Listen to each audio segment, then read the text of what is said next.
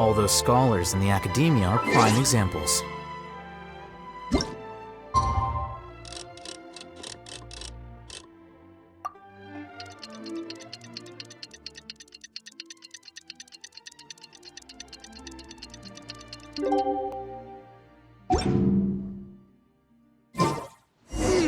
We haven't seen chevreuse since that night at Baptiste's place. Well, guess there's no point in worrying about it now. Let's go join up with the others.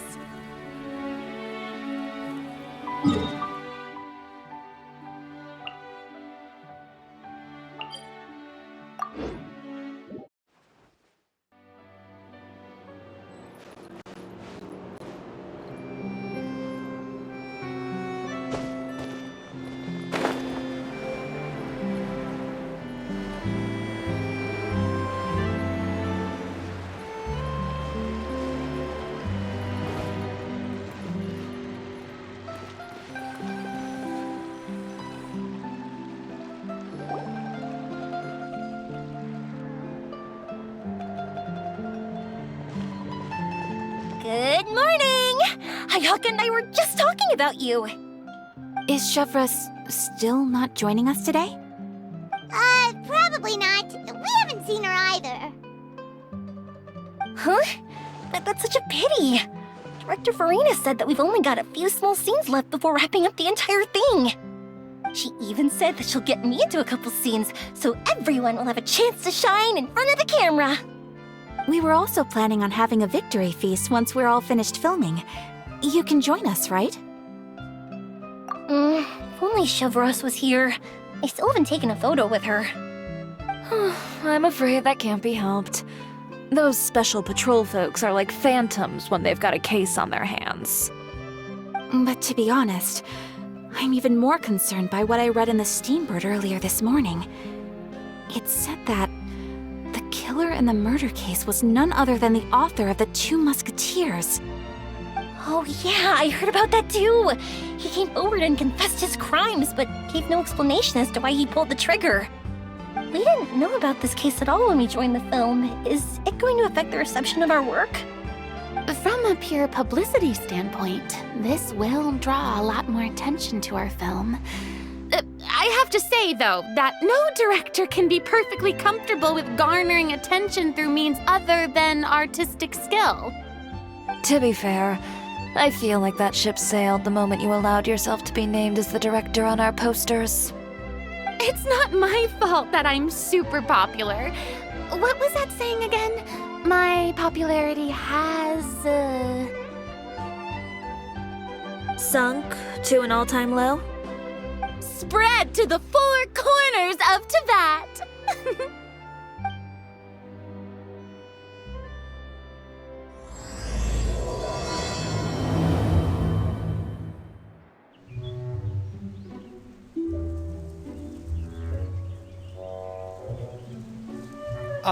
Excuse me, everyone.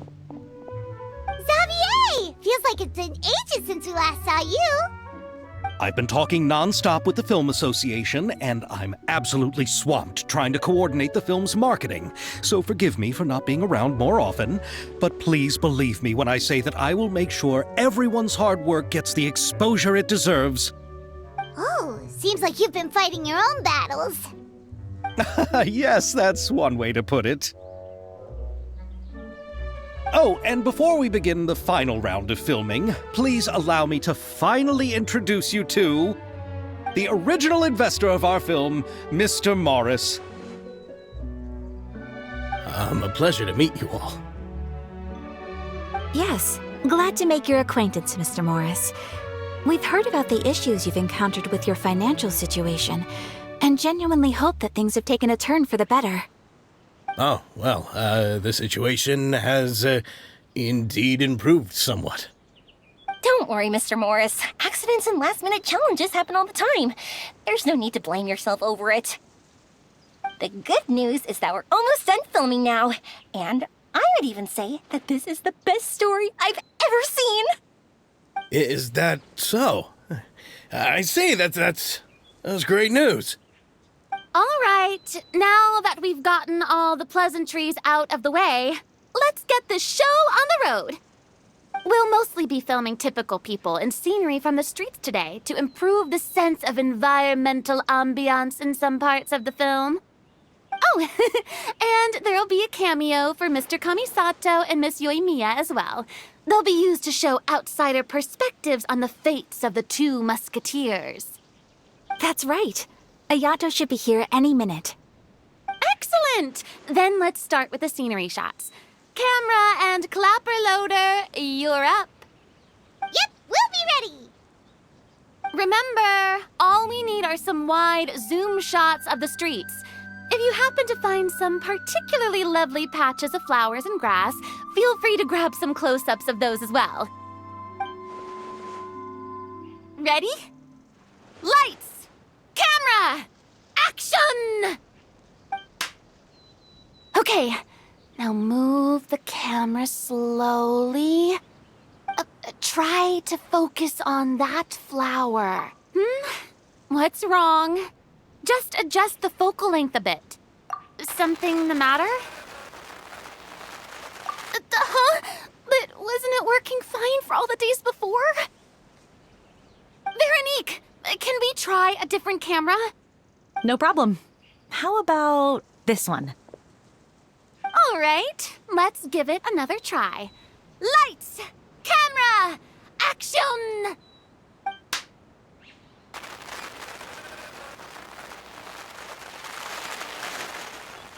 Don't tell me. This one is broken too? Veronique, do we have any other spare ones we can use? I'm afraid we only brought these two today. What? Then go find a workshop to get them repaired right away. Oh, and you too, Bono. Go find our spare camera in the warehouse and bring it back to the set. On it. Greetings, everyone. My apologies for the delay. Is something the matter, Ayaka?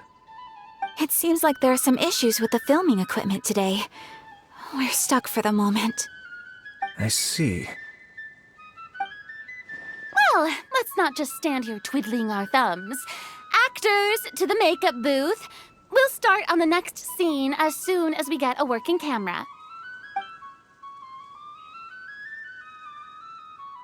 The people at the workshop told me that the part which holds the lens in place seemed to have fallen off. That's super strange. It was perfectly fine just yesterday. Well, no time to dwell on that now. Let's get back to filming. Ahem! Quiet on set! Places, everyone! Lights! Camera! Action! By the way, have you heard about that recent murder case? Yes, I have. It seems that they've caused quite the commotion in the city. I heard that the chief of the guards is so mad about not catching the culprit that he's about to explode. Oh? I find that quite hard to imagine, considering how he already looks most days. Director, we have a problem. Oh, we're in the middle of a take! Couldn't you wait until we wrapped up this scene? No, Director, our film, all the finalized film that we've been keeping in the case has disappeared. Oh, wait, what did you say? Mr. Bono, please take me to where the film was kept right away. I'm coming too. No, Yoimiya, you have to stay here. Oh. Okay, listen up. Everyone who's not working on this current scene can go with Bono to look for the film. Everyone else, stay put and wrap up the scene. Unbelievable. How could all these problems happen in just one day? We're back. How did it go? Did you find the film? We found it in the sewers. Huh? In the sewers? Is the film still okay? We discovered it just in time, so we should still be able to salvage it. The others are checking now to see if we lost any specific scenes. You scared me for a moment there. I nearly thought we had lost everything. I really don't want to experience that feeling of despair again. Okay, but who could have stolen the film and dumped it there? Could it be, some competitors working on other films? But if they wanted to harass us, why wait until the last day? Okay, we don't have time to really look into it right now. Let's strike while the iron is still hot and wrap this thing up once and for all. Yeah, let's finish it.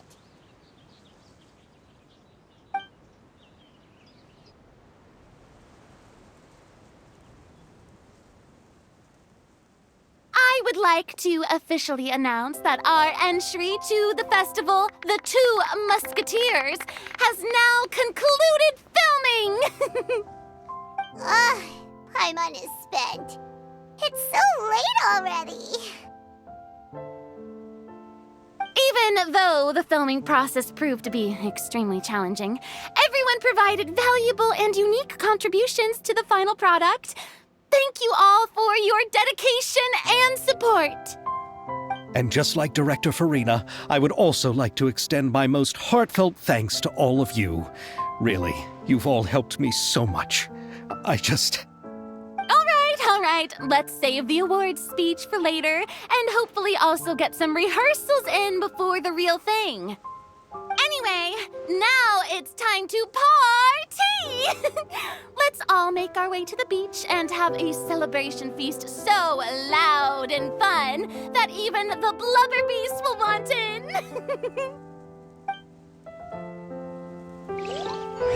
Party, party! Paimon wants to party!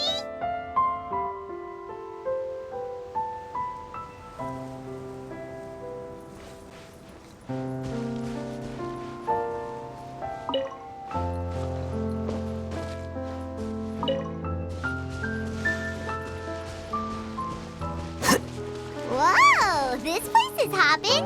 Everyone's finally getting to relax after wrapping up the film. Let's go chat with someone.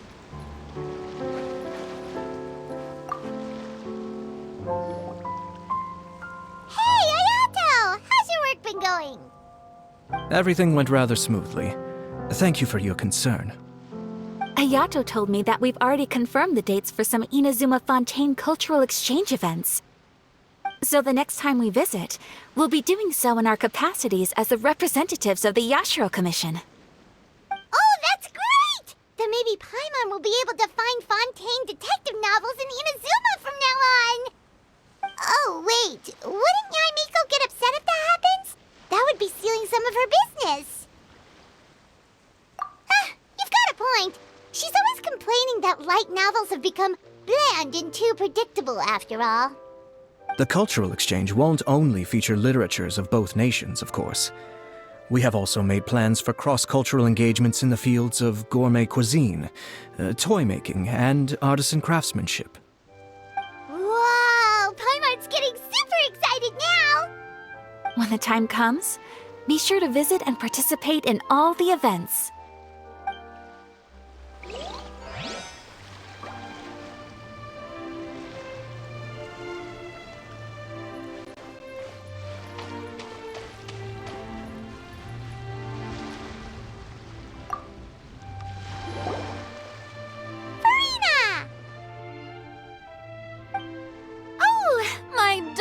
Clapper loader and camera operator, you've both worked really hard. Paimon thinks you worked even harder than us. Honestly, Paimon was getting a little tired of playing with the clapperboard by the end of it. Worst of all, Paimon started having dreams of you shouting, "Lights, camera, action!" into Paimon's ears. The actual dream can't even start until you've yelled that. Hey! If anything, shouldn't I be more grand and delightful in your dreams? We've been through so much together, and that's how your brain remembers me? That's not Paimon's fault. We've just used the clapperboard too much lately. Anyway, what's most important is that we wrapped the film. I'm pretty confident that we'll take first prize.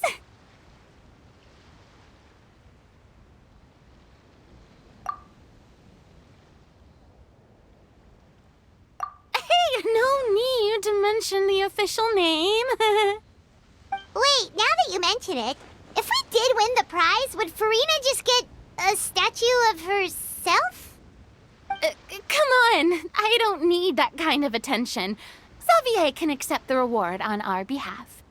But just imagine! Farina accepting the Farina Award and holding a Farina statue. I'm going back to my dessert now. You all can keep discussing that on your own.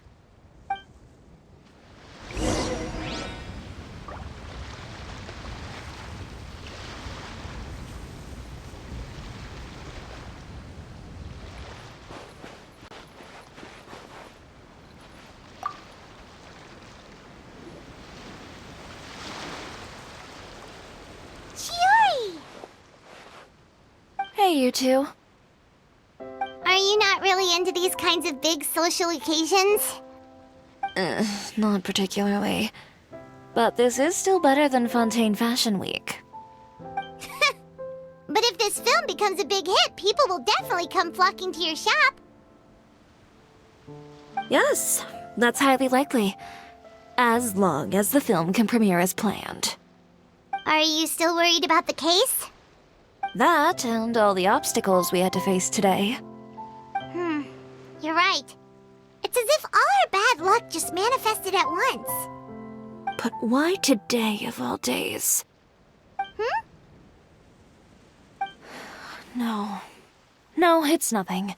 We've already delivered the film to the editors, so there should be nothing more to worry about. How are you doing, Mr. Morris? You having a good time? Well, you could say that. Do you happen to know when the party is scheduled to end? Judging by how much fun everyone's having, I'd say probably not until well after midnight. Is there something that you still have to take care of at home, Mr. Morris? Oh, well, I'm just not a late night person, so I might take off shortly. Oh no! Silly me. I almost forgot something super important. Oh, what is it? I prepared a whole batch of fireworks for the party, but I forgot to bring them over from the warehouse. Fireworks, you say? Well, that's truly a pity. Sorry things didn't go as planned. Could you help me carry them over, Mr. Morris? I won't be able to fetch all of them by myself. Me? Are you sure that you can't find anyone else? I just wanted to make this a surprise for everyone. The warehouse isn't far from here. We'll be there in no time. Pretty please, Mr. Morris. These are some of the best fireworks I've ever made. So I also want you to see them before you leave. They're stunning. I promise that they'll be a once-in-a-lifetime experience that you'll never forget. But... It's okay. Just come with me. If we're sneaky enough, nobody else will see us leaving. All right.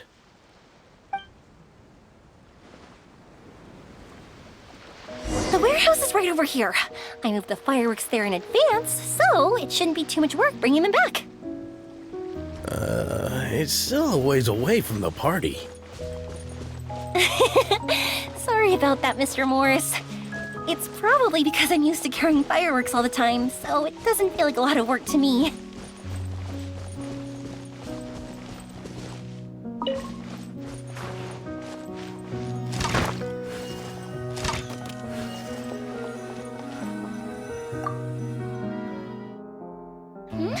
It's dark in here. Wait here, Mr. Morris. I think the light switch should be somewhere over here. Why did I have to get roped into this? What was that?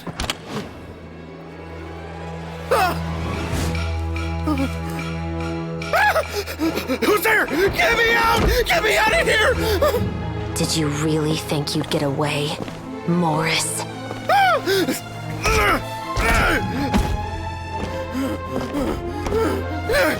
You've got the wrong guy. It wasn't me. I'm not the killer. You know, Eliza died a far more heroic death than this. She fought your assassin to the end to save the children she had hidden beneath the floorboards.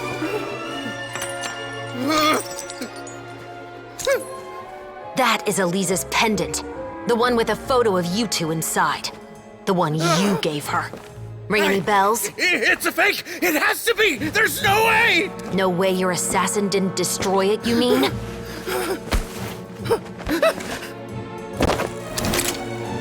Did you ever love her, Morris? Or was killing her always the plan? No, please. Listen to me. I told Eliza to keep us a secret. I paid her plenty for her silence. I never thought she'd keep the child. Everything was gonna come out, and I had no choice. She forced my hand. No! I'm begging you. I have money. Just name your price, please. You can keep your Mora, and you can go to hell.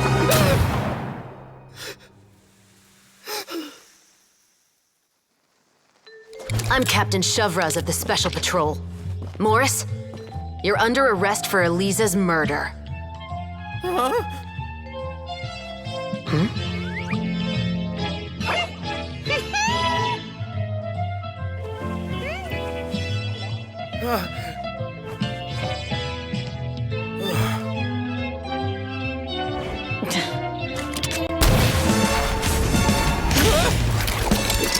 You're under arrest too, prop manager Veronique. Or perhaps I should call you the Second Musketeer.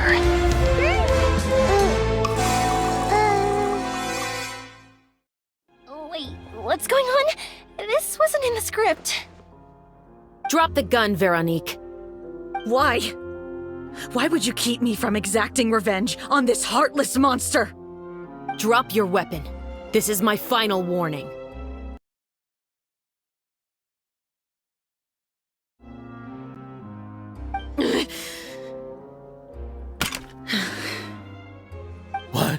What is going on? Do I have to spell it out for you, Morris? Everything that took place just now was staged to get you to confess the truth. But this last part is all improv, of course.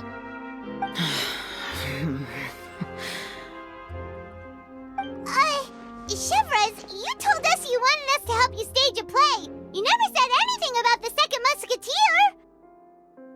It's because even I had no way to confirm my theory until now. Thank you for your performance, Yoimiya. Could I trouble you to go and bring in the other Special Patrol members? They should be on standby just outside. Oh, and please tell the other cast members not to worry about us. We'll be rejoining them shortly. On it!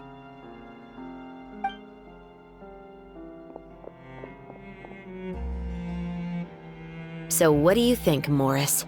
Care to talk about what happened 20 years ago? My patience is limited, you know. Don't force me to take you back to the interrogation room. I'd wager that you wouldn't last for more than a minute in there. With the recording we made, you have no chance of winning in court. Cooperating with us now is the most practical move. All right. I'll talk. I hired an assassin to murder Eliza. She once worked as a maid on my family's estate. She was very beautiful, and after some time I fell for her. We kept our relationship a secret and carried out an affair for some time, but it wasn't long before she became pregnant. And if my parents ever found out, they would have stripped me of my inheritance and status, driven me out of my home. I also didn't expect Eliza to insist on bringing the pregnancy to term. She even asked me to leave my family and travel far, far away with her. She believed that you were truly in love with her. I didn't have a choice. I gave her a large sum of Mora, told her to leave the family and to get rid of the baby. But then years later, she sent me a letter. There were photos of 2 children, and she even asked if I could find some time to visit them. Huh? 2 children? Paimon thought Baptiste was the only... You mean... Even if she had the children against your will, you could have just ignored the letter entirely. Why kill her? I had just gotten engaged to be married to an heiress from another wealthy family. So if anyone were to find out about Eliza, my life would be completely ruined. I didn't have a choice. No, you always had a choice. You just... Do you know how it feels to watch your mother be killed right in front of you? My brother and I were hardly even school age yet. We were hidden beneath the floorboards, grasping each other's hands like a lifeline. We were so terrified that we didn't even know we could ever take a breath. All we could do was to watch Mother try to fight back, and then collapse to the floor. Even after the assassin left, we were still too terrified to leave our hiding spot. We thought that he might come back. It was only until the next evening when we finally climbed out and gathered around our mother. But she had already become cold and stiff to the touch. You made up your mind right then and there to bring this case to light. Not only that, we resolved to get our revenge. And that's why you became the Musketeers. No, that's why I became a musketeer. The man from before was also killed by me. My brother had nothing to do with it. I figured as much. You did? I once told these two that he didn't look like a killer to me. His confession from that night also rubbed me the wrong way. I think what really tipped me off was, how could I not feel a sense of regret in him? Huh? He confessed faster than any criminal I've ever met, but he didn't say a single word about you. He insisted that he was the sole perpetrator in the case. But after the questioning ended, I disassembled the musket we dug up from his backyard, put it in front of him, and told him to reassemble it. Wanna guess how far he got? He had no idea where to even start. He's never touched a gun in his life. Based on that, I determined that he was not acting alone. He only surrendered himself to draw our attention and create a moment of opportunity for his partner. So, I decided to play along. And as expected, the second musketeer followed us without hesitation once she saw Morris get separated from the rest of the cast. Besides, why else would he call the novel The Two Musketeers? But how did you know it was Veronique? I figured it out the moment Baptiste told me his father's name. That so-called financial crisis was all just a ruse. He just wanted to sign up as the investor and then leave the film without any source of funding. After all, he has a vested interest in minimizing the reach of this story. It's really just the same thing as what he did to Eliza all those years ago. Human scum. But then Xavier pulled out all the stops and got the film made against all odds. Morris couldn't have that. With the killer in custody, he figured it was safe to act. And so he came to visit the set today, just as I expected. Wait, so you were behind all those mishaps today?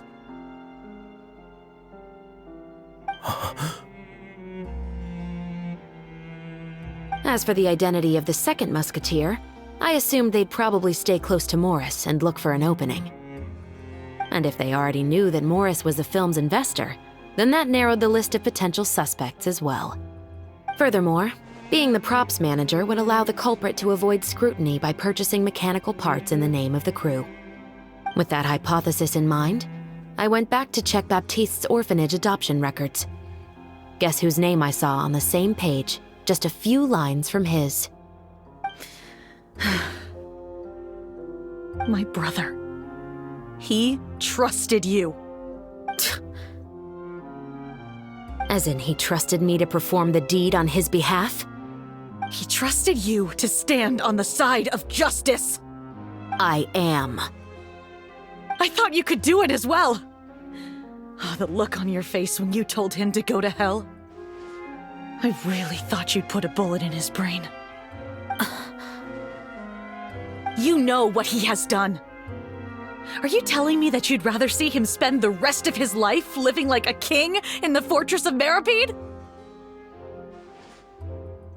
I will never be able to forget the feeling of my mother's cold, lifeless hands. And you would call this ending fair? Is this what you call justice? I won't lie, Veronique. I did hesitate when your brother first told me about the truth. I wondered. I agonized over whether I should really put a bullet in his head. So why don't you? Because that should never be how justice is carried out in this world. Perhaps, to you, justice is simply reciprocated. An eye for an eye, and a life for a life. But everyone has their own understanding of justice. If everyone were to pursue their own definition of it, there would be no more order in this world.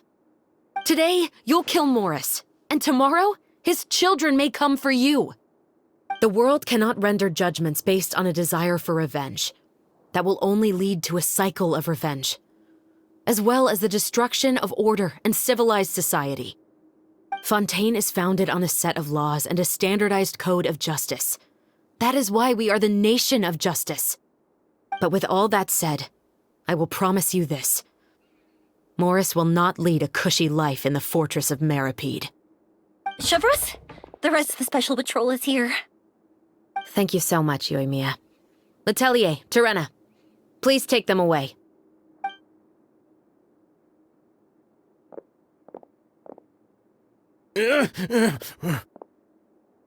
I still can't agree with your reasoning.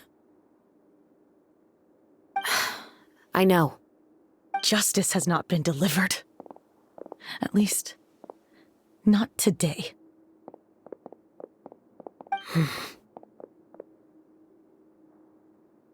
Chevreuse. Let's go. We should give an explanation to the crew.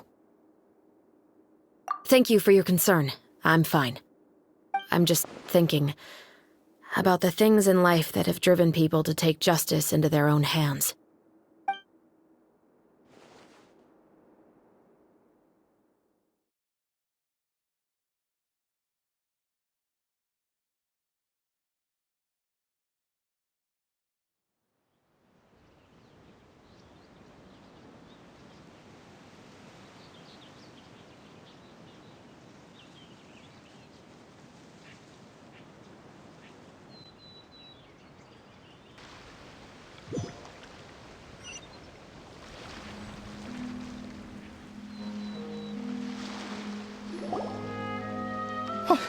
Who would have thought Morris would turn out to be... I'm at a loss of words. How could he have done something like this? I'm just glad that you're all safe and sound. Who knew that such a labyrinth of cases would be behind this story? Well, what should we do now? We have a finished film, of course, but should we still go ahead with the premiere? What do you mean? Shouldn't you be even more motivated to spread the word now that you've learned the truth? Chiori is right. I'd also like more people to see this story for themselves. But the real ending of the story seems to have deviated somewhat from the one in the script. Is that still acceptable to you, Miss Chevreuse? The call is yours. We still have time to reshoot an ending if that's what you'd like. No, it's fine as is. I like what we have for the catharsis. Romanticism is what gives works of art their appeal. Fiction is able to explore means of restitution that could never work in real life. Just like the real world, the world of stories also has its own set of rules and justice. These different possibilities are what initially drew me to reading in the first place. Sounds good to me. I support your decision. What about Veronique? Will she be okay? She will soon face her judgment alongside her brother and Morris. If I had to guess, they'll probably all be sent to the fortress of Meripede. I'll make sure to give Risley a heads up about it. Oh, you mean that kind of heads up? Exactly. Ahem. All right, then the matter's settled. Now that everything's been taken care of, there's no reason for us to keep looking all gloomy and grumpy. Let's get back to the feast and enjoy each other's company. We'll be starting the post-production process tomorrow. You should join us, Chevreuse. You missed the first few hours of the party, didn't you?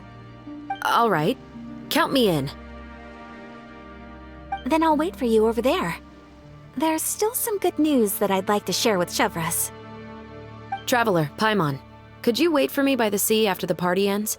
I'd like to go on a brief walk with the two of you. Thank you very much.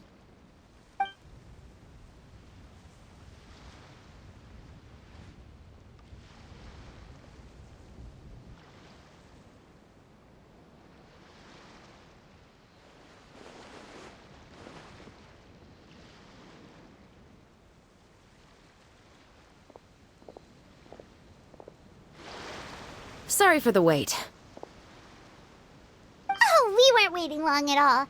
Is there something else you wanted to tell us? No, I don't have anything new to share. I just felt that since you were my investigation partners, I should have another conversation with the two of you.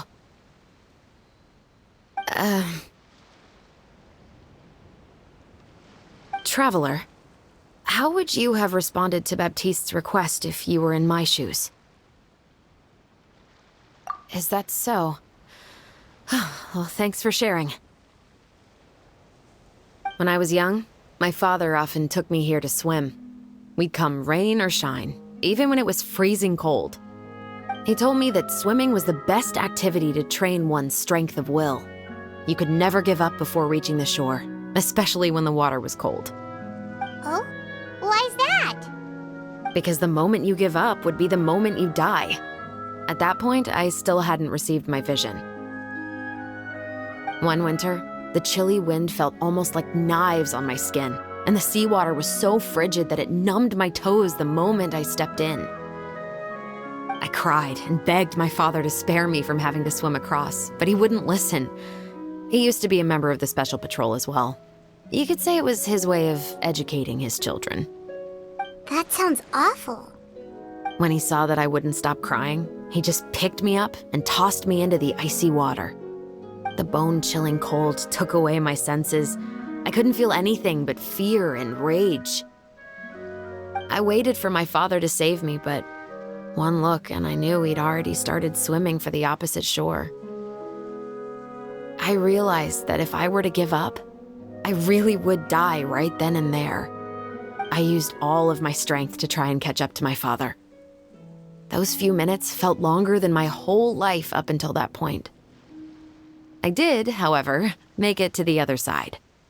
I've never felt afraid about anything in my life after that, nor have I ever cried again. That way of teaching would have never worked on Paimon. Yeah, I don't think that was the right method for anyone. It's just that, working now as I am in the pursuit of justice, I still sometimes feel like I've been tossed into that winter sea all over again. The anger and the helplessness. Chevreuse. But the worse I feel, the more I know to never give up. The alternative would be to forever lose myself among the waves. Anyway, how about a race? Neither of us will drown, but we can still see who swims faster.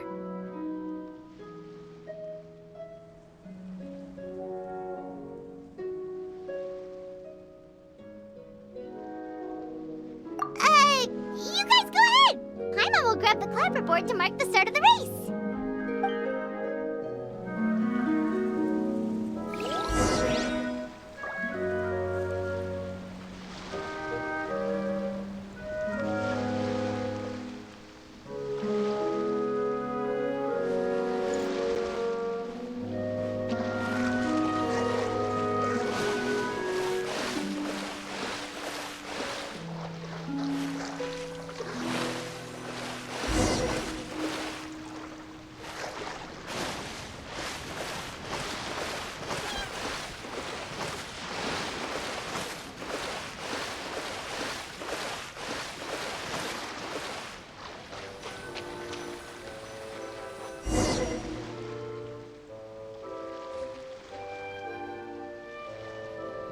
Oh, that felt good. You were so fast in the water, Chevreuse. You were swimming even faster than Paimon can fly. So, about the Special Patrol, did you join because of your dad? Partly, but I'd say I was more inspired by the heroes I read about in stories growing up. Oh, so it's due to your love of stories. Of course, it was only after I joined the Special Patrol that I learned that truth is often stranger than fiction. Come on, let's walk a bit more.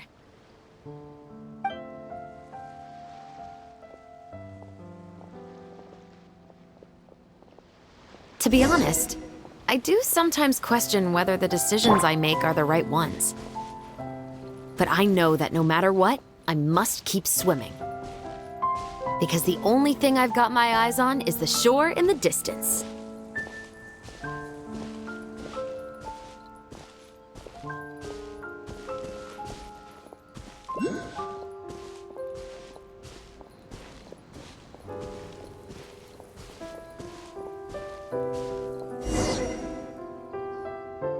Thank you for coming on this walk with me. I feel a lot better after getting all that off my chest. Huh. We're nearly back at Baptiste's house. Huh, you're right. I didn't realize we were so close. He really did plant a lot of flowers. It's just like how he described it in the story. Huh? Wait. Paimon, Traveler, look! The rainbow roses in the garden. They're in full bloom now.